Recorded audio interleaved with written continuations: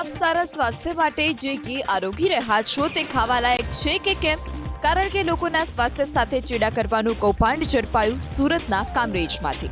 બાતમીના આધારે કામરેજના નવાગામ વિસ્તારમાં પોલીસે દરોડા પાડ્યા, જ્યાંથી શંકાસ્પદ ઘી બનાવતી ફેક્ટરી ઝડપાઈ। આ શંકાસ્પદ ઘી અસલીના નામે બિંદાસ ખુલ્લેઆમ વેચાઈ રહ્યું છે। પોલીસ જ્યારે ફેક્ટરી પર પહોંચી તો ચોંકી ઉઠી।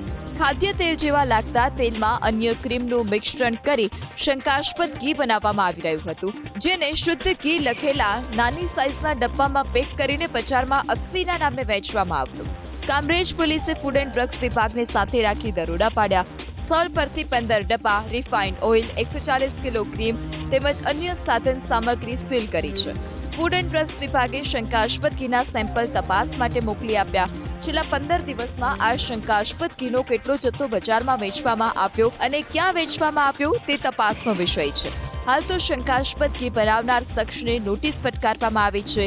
રિપોર્ટ આવ્યા બાદ કાર્યવાહી કરાશે।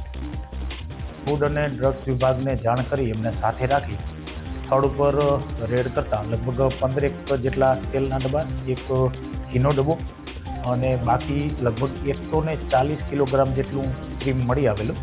તરત જ અમે પંચનામાની વિગતે જાણવાજોગ દાખલ કરી અને જે સેમ્પલના નમૂનાઓ છે એ ફસલમાં મોકલી કાયદેસરની કાર્યવાહી કરેલ।